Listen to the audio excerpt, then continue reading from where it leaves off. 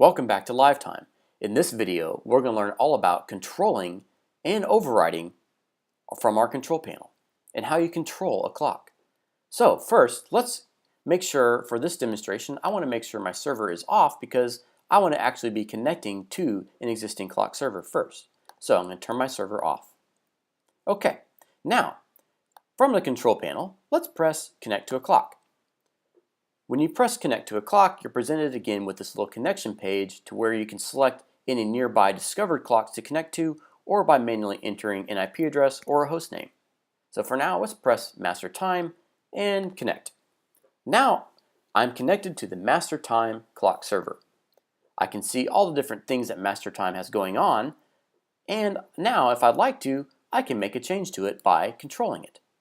First, before we can press control, let's make sure and notice that our panel is kind of hidden, meaning the buttons don't actually function. However, we can still see everything that's going on.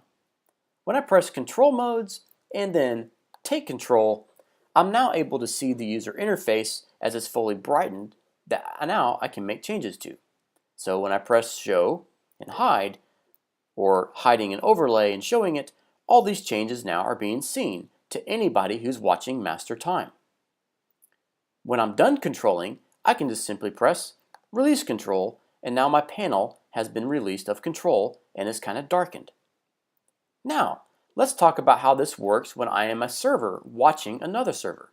So, let's go back to our LiveTime preferences and turn on our server. So, I've created a server called local station, and I'm still connected to master time. Now, when I press control modes, you'll see some different checkboxes appear instead of take control. These checkboxes are called overrides. Now, when you are a server connected to another server, you cannot actually control the server that you're connected to. However, you can control what's happening on your own server, and that is done by overriding. To demonstrate this, I'm going to actually open a screen share session of our master time server.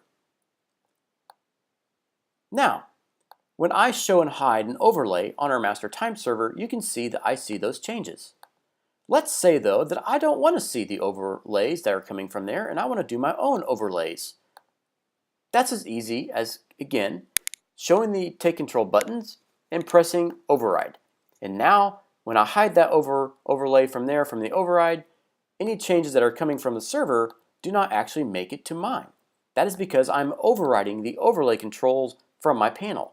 However, if I show and hide the main time from the master time server, you can see that those changes are still making it to me. This is extremely useful when you want to run your own overlays or perhaps your own aux timers while still seeing the main counting time from the master time server.